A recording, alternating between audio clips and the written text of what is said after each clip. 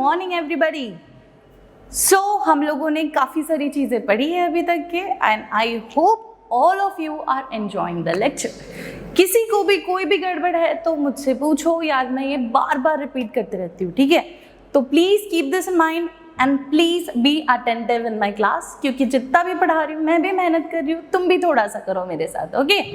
So last class में हम लोगों ने थोड़ा बहुत यूकैरियोटिक सेल के बारे में पता किया था। हमने कहा था कि वो किस टाइप की सेल है। It is a very complex category of cell, है ना? कैसी सेल है वो? कॉम्प्लेक्स टाइप की, जिसके अंदर सारे के सारे सेल ऑर्गेनेल मिलेंगे। हमको मेम्ब्रेन बाउंड सेल मिलेगा, उसमें दो टाइप होगा, यूनिसेल्यूलर और मल्टीसेल्यूलर। ये सारी चीज़ें हमने देखी थी।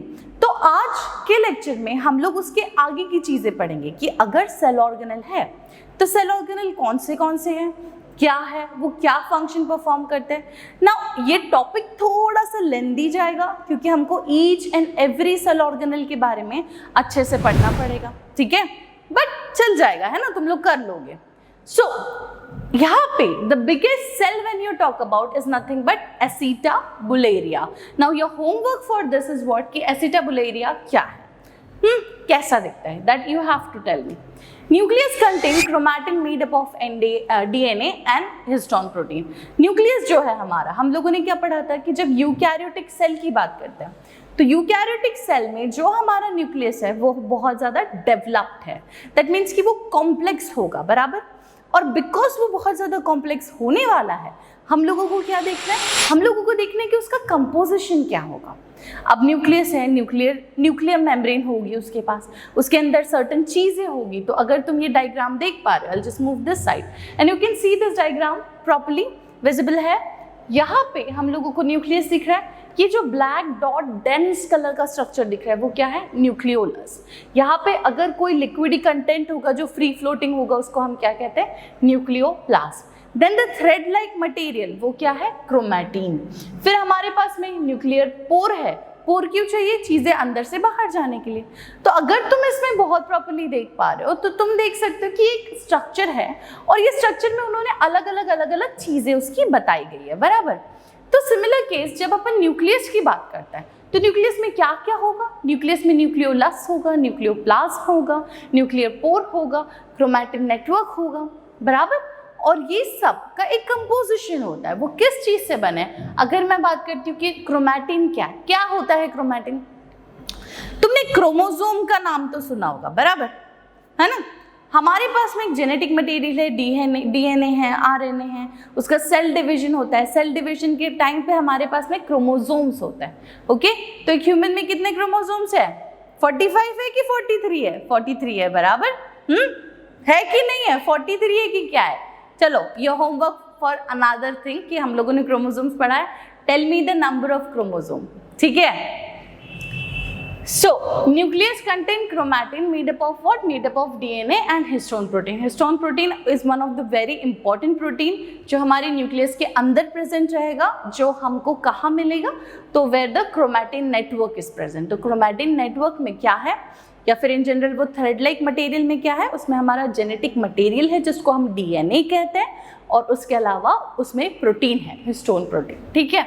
उसके बाद nucleolus is present inside the nucleus. Of course we have seen the dense black colour का dot is nothing but the nucleolus, बराबर है। तो न्यूक्लियोलस क्या होगा? ये जब हम लोग न्यूक्लियस के बारे में पढ़ेंगे एक एक करके तब मैं तुमको अच्छे से बताऊंगी। तो इतना समझ में आ गया? अब समझते हैं कि अगर अपन प्रोकैरियोट और यूकैरियोट की बात करते हैं तो उनका डिफरेंस क्या हो सकता है। What is the difference between two cell? एक चीज तो तुमको बहुत अच्छे से पता है कि ये वाला प्रोकैरियोट जो है वो प्रिमिटिव कैटेगरी ऑफ सेल है, and when you talk about eukaryote कैसा है? It's a complex category of cell, बराबर। ये हमको बहुत डिटेल में पता है कि primitive category is nothing but the prokaryote, eukaryote is what? Complex one. ये एक चीज। उसके बाद अगर प्रोकैरियोट की बात करें तो हम लोगों ने सबसे पहला जो कैरेक्टरिस्टिक्स या डिफरेंशिएशन लेना है वो क्या होना चाहिए? It should be the size. Now size is very important.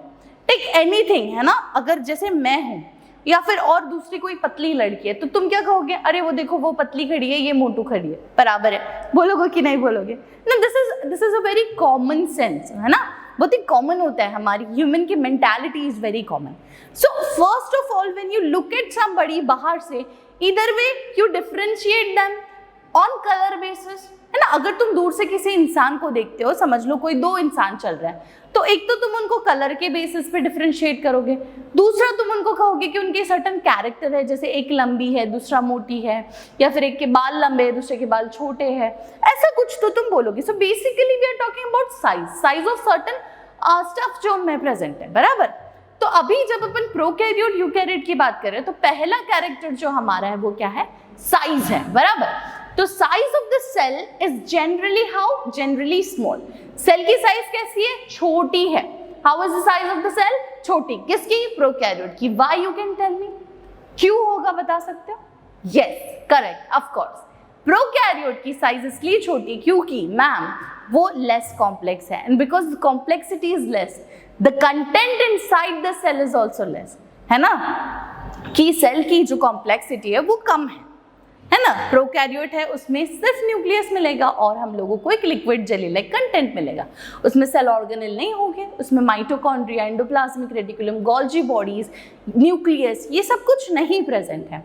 तो अगर ये सब कुछ नहीं प्रेजेंट है तो जगह बच जा रही है, तो इसी वजह से प्रोकैरियोट का साइज कैसा है, छोटा होगा। Whereas when you talk about eukaryote, eukaryote का साइज कैसा है, it's generally large. Why, because it is complex category, उसमें सेल ऑर्गेनल होगा, उसको डिफरेंट फंक्शंस परफॉर्म करना है। ओके, समझा? Then we talk about nucleus. We all know prokaryotic में न्यूक्लियस एब्सेंट होता है, there is no true nucleus present. Of course there is genetic material, पर वो जेनेटिक मटेरियल न्यूक्लियस के अंदर होगा नहीं, वो जेनेटिक मटेरियल न्यूक्लियस के अंदर नहीं है। Then we have nucleus present in eukaryote. अभी हमने डिस्कस किया था कि न्यूक्लियस यूकैरियोट में उसके पास न्यूक्लियोलस है, क्रोमैटिन नेटवर्क है, and so on. It contains single chromosome which is circular in shape. So when you talk about genetic material as well, prokaryote में जेनेटिक मटेरियल बहुत ज़्यादा नहीं होगा, एक सिंगल क्रोमोसोम होता है, एक सिंगल जो एक सर्कुलर फॉर्म में होगा। whereas when you talk about eukaryotic cell, it contains more than one chromosome, of course, and that is your homework। कितने क्रोमोसोम पेयर या कितने क्रोमोसोम एक ह्यूमन बॉडी में होगी। Okay, then we have membrane bound cell organelles जो prokaryote में absent है और यूकैरियोट में प्रेजेंट है।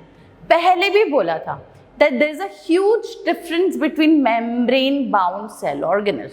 उसके पहले एक कंसेप्ट मैं तुम लोगों को क्लियर करवा देती हूँ कि जब अपन बात करते हैं about membrane and cell wall, there is difference. समझ में आ रहा है? मेम्ब्रेन क्या होता है? आज अगर हम लोग इतने बड़े हो गए हैं, कई बार हम लोगों को एक डाउट होता है कि मेम्ब्रेन क्या होता है, क्लियर नहीं होता हमारे पास मेम्ब्रेन का जो भी डेफिनेशन होगा। Okay, so I will just tell you ऐसे सीधा सीधा। सेल वॉल क्या है? इट्स अ प्रोटेक्टिव लेयर, ना, सीधा खत्म। प्रोटेक्टिव लेयर जो रिजिडिटी प्रोवाइड करेगी, बात खत्म। पर जब अपन बात करते हैं अबाउट मेम्ब्रेन, तो मेम्ब्रेन में क्या होना चाहिए? Membrane is basically a layer at the outer side of every cell organelle, every cell of eukaryotic, okay, and ये membrane तीन तरीके की हो सकती है, एक तो परमिएबल होगी, एक सेमी परमिएबल होगी और एक नॉन परमिएबल होगी। तीन तरीके की मेम्ब्रेन होती है। तो अगर मैं बात करती हूँ that what exactly is the membrane, तो यू हैव टू से इट इज अ लेयर। क्या है वो? एक लेयर है, और वो लेयर ऐसी है जिससे चीजें पास हो सके। तो ऐसी लेयर जिसमें से चीजें पास हो सके, वो एक परमिएबिलिटी दिखा सकती है, उसको हम लोग मेम्ब्रेन कहते हैं, जो फ्लेक्सिबिलिटी दिखा सकती है। ठीक है, और जब अपन सेल वॉल कहते हैं तो cell wall is just a protective layer. तो मेम्ब्रेन में भी तीन तरीके के होते हैं। मैंने क्या कहा? तीन तरीके के हो गए, एक तो सेमी परमिएबल, एक फुल परमिएबल मेम्ब्रेन और एक नॉन परमिएबल मेम्ब्रेन। अरे नॉन परमिएबल मेम्ब्रेन का इसका ये मतलब है कि वो सेल वॉल हो गई मैम, वो तो कुछ पास होने देती नहीं है। नो, सेल उसमें पोर्स होते हैं, बट उसकी एक बैरियर होता है, उसका एक क्या कहते हैं, दिमाग होता है, जिसमें वो कहती है कि मैं इतनी ही चीज़ें पास करने दे सकती हूँ, इससे ज़्यादा मैं नहीं करने दूंगी। तो ये हो गई हमारी नॉन परमिएबल। जब हम परमिएबल मेम्ब्रेन की बात करते हैं तो वो सारी चीज़ें पास होने देती है। सो अगर समझ लो वहाँ पे डिफ्यूजन हो रहा है या वहाँ पे ऑस्मोसिस हो रहा है, तो चीज़ें पास होने के लिए हमको पोर्स लगेंगे, और ये पोर्स कहाँ पे होंगे? सेल मेम्ब्रेन में, बराबर। उसके बाद में हमारे पास में सेमी परमिएबल है, जिसमें वो आधी चीजें आने देगी, आधी नहीं आने देगी, क्योंकि सारी की सारी चीजें आने देगी तो कचरा हो जाएगा ना, है ना।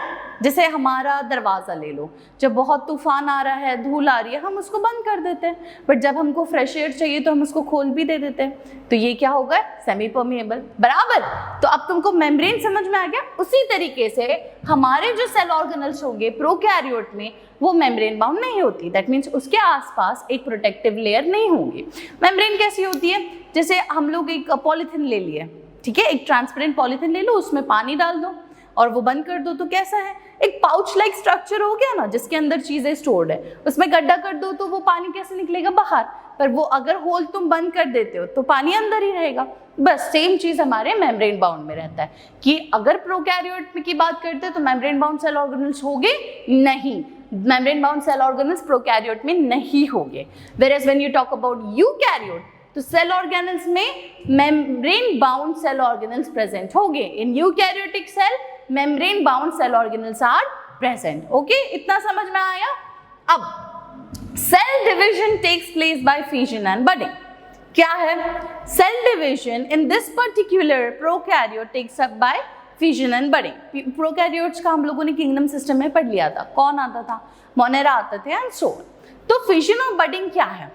These are the basically a fertilization method, a sexual fertilization method, जहाँ पे एक बड डेवलप होगा या फ्यूजन होगा। ओके, तो ये सारी चीजें कहाँ पे होगी? प्रोकैरियोट में। यूकैरियोट में एक प्रॉपर सेल डिवीजन होगा, है ना। हम लोगों ने देखा है कि कैसे डॉटर सेल्स बनते हैं सो ऑन, जिसमें न्यूक्लियस डिवाइड होता है, तो उसमें हमारा माइटोसिस और मियोसिस बहुत अच्छी तरीके से होगा। समझा आप लोगों को? इतना बहुत अच्छे से क्लियर करके दिया है मैंने यूकैरियोटिक और प्रोकैरियोटिक का डिफरेंस। किसी को भी अभी भी कोई भी दिक्कत है और कोई चीज़ एकदम दिमाग के बाहर जा रही है तो please let me know. Okay, पक्का से मुझे बताओ, ठीक है। अब बात करते हैं about cell wall. Cell wall is our first cell organelle. कौन है? हमारा पहला सेल ऑर्गेनल है, जिसके बारे में जस्ट थोड़ी देर पहले मैंने बहुत अच्छे से बताया कि जब अपन सेल वॉल की बात करते हैं, वो plant cell, there is a rigid cell wall, बराबर। रिजिडिटी माने क्या? एक स्टिफनेस। जैसे मैंने कहा कि सेल वॉल एक प्रोटेक्टिव लेयर है ना, तो उसी तरीके से अगर तुम कभी प्लांट की पत्तियां लेते हो और वो पत्तियों को तोड़ते हो तो एक टक से आवाज आ जाती है, बराबर। और वो लीव्स ब्रेक्स इनटू हाफ, वो पत्ती कैसे आधे में टूट जाती है, बराबर। वहीं पे अगर मैं मेरी स्किन को फोल्ड करती हूँ तो क्या मेरी स्किन टूट जा रही है? नहीं। तो तुम देख रहे हो कि रिजिडिटी बेसिकली क्या होती है? एक ऐसा हार्डनेस होगा जो सेल वॉल प्रोवाइड करती है, एक प्रोटेक्टिव लेयरिंग है, बराबर, जिसको अगर तुमने हाफ में ये कर दिया या कुछ कर दिया तो वो ब्रेक हो जाएगी। ओके, वहीं पे हमारी जो सेल वॉल है वो क्या कर रही है? वो प्लांट को एक रिजिडिटी प्रोवाइड करती है, and which is on living and freely permeable. So it is basically freely permeable. जब भी वो चाहे वो एक परमिएबिलिटी दिखा सकते हैं। Then it is made up of cellulose and chitin. Now what is cellulose and chitin? You all know, it is nothing but a form of sugar. Sugar का एक फॉर्म है। कौन है? सेल्यूलोज और काइटिन। तो ये हो गई हमारी cell wall. It provide shape and rigidity to the cell. Of course जो भी प्रोटेक्टिव लेयरिंग है वो शेप और रिजिडिटी प्रोवाइड करते ही करता है, ये तुम लोग अपने दिमाग में डाल दो। तो अगर मैं बात करती हूँ सेल वॉल की, तो सेल वॉल का मैंने क्या कहा कि it is providing a protective layer और रिजिडिटी। रिजिडिटी माने क्या? हार्डनेस, बराबर। अब जैसे ये हार्डनेस आएगी, वो हार्डनेस की वजह से एक शेप आ जाता है। जैसे मेरा स्केलेटन ले लो, मेरे बॉडी में आज इधर सर क्यों है, या फिर मेरा सर गोल क्यों है, या फिर मेरा हाथ ऐसा स्ट्रेट क्यों है? This is what? क्यों? It's because I have a skeleton inside me which is my protective thing. Okay, और ये प्रोटेक्टिव होने की वजह से it is what? Very hard, tough material, and because it is tough तो यू कैन सी कि मेरा स्टिफनेस हो जाता है ना, मेरा हाथ जो है वो सीधा है, ऐसा है, फ्लेक्सिबिलिटी है ऑफ कोर्स, पर यहाँ से फ्लेक्सिबिलिटी दिख रही है, यहाँ से मैं हाथ को मोड़ पा रही हूँ? नहीं। तो यू आर गेटिंग कि whenever we talk about cell wall is what? It is a tough layer. Okay, it's a protective layer and it provides what? Rigidity. Cell wall of the bacteria is made up of peptidoglycan. Peptidoglycan is what? Peptide and glycogen. Okay, so don't worry, ज़्यादा tension नहीं लेने का, हो जाता है सब ठीक। Cell wall समझा? ज़्यादा कुछ नहीं है पढ़ने के लिए। जब हम लोग एक्चुअली सेल शुरू करेंगे तो बहुत अच्छे से हमारा क्लियर अप हो जाएगा। Okay, then we are talking about cell membrane. It is also known as plasma membrane, which form the outer covering of animal. Okay, cell wall clear हो गया। सेल मेम्ब्रेन थोड़ी देर पहले डिस्कस किया था और बहुत डिटेल में डिस्कस किया था, बराबर। Membrane shows a permeability. There are 3 type of membrane: semi-permeable, fully permeable and non-permeable. तो membrane is nothing but what? Outer covering of animal cell. It's basically जैसे मैंने कहा पॉलीथिन में पानी डाल दो और वो पॉलीथिन को बंद कर दो, तो हमको एक ऐसी पतली सी ट्रांसपेरेंसी लेयर दिख जाती है ना पॉलीथिन की। बस हमारे सेल में भी सेल मेम्ब्रेन उसी तरीके से दिखती है। In plant cell it is found within the cell wall. Plant cell में of course there is a cell wall and then there is cell membrane जो सेल वॉल के नीचे साइड में रहेगी। But when you talk about animal में there is no cell wall, बराबर। हमारे ऊपर सेल वॉल नहीं है, तो हमारे पास क्या है? सेल मेम्ब्रेन है। और सेल मेम्ब्रेन कैसी होती है? इट इज थिन होती है, पतली होती है। We are not talking about thick, we are talking about thin. Thick की बात नहीं कर रहे। थिकनेस मतलब मोटा, थिन मतलब पतला एकदम। ओके, सो पतला लेयर, इलास्टिक लेयर। जैसे अब मैंने क्या कहा कि अगर मैं मेरे स्किन को ऐसे पिंच करती हूँ और छोड़ देते तो वापस वो अपने शेप ले लिया, तो मतलब क्या है? वो इलास्टिक है, उसमें इलास्टिसिटी है कि अगर मैं ऐसा कर रही हूँ तो वो ब्रेक हो रहा है क्या, टूट रहा है क्या? नहीं, बराबर वैसा कुछ नहीं हो रहा है। बट छोड़ दे रही हूँ तो एकदम सीधा हो रहा है। So this is what? Elasticity. Similarly cell में हमारे इलास्टिक सेल मेम्ब्रेन होती है, लिविंग होगी वो, उसको लिविंग क्यों कहा है बताती हूँ मैं। डबल लेयर होगी, 2 लेयर होगी, क्योंकि वो पतली है तो उसको एक प्रोटेक्टिवनेस देना ही पड़ेगा सेल को। और फिर हमारे पास में वो क्या है? परमिएबल मेम्ब्रेन, बराबर।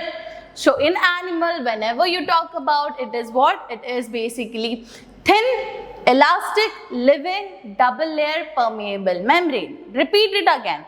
Thin, पतला, elastic, living होगा, double layer होगा और permeable membrane होगा। अभी बात करते हैं कि cell membrane को living क्यों कहा है? Anybody? कोई तो, किसी को तो पता होगा ये चीज। I don't think कि कोई भी ऐसा होगा जिसको नहीं पता होगा। पता है ना? Anybody? Yes, you guys know it.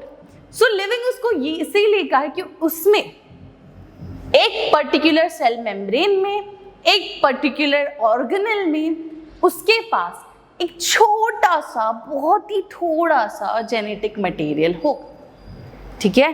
And because उनके पास ऐसा कोई कंटेंट होगा उनके अंदर, या ऐसा कोई अगर मैं बात करती हूँ साइटोप्लाज्म, जेली लाइक सब्सटेंस, अगर उसमें ऐसी कोई चीज़ होगी और अगर उनके पास थोड़ा सा जेनेटिक मटेरियल है तो वो क्या हो जाता है? लिविंग हो जाता है, बराबर, ठीक है। Genetic material RNA DNA guys, okay, do not forget it, समझा।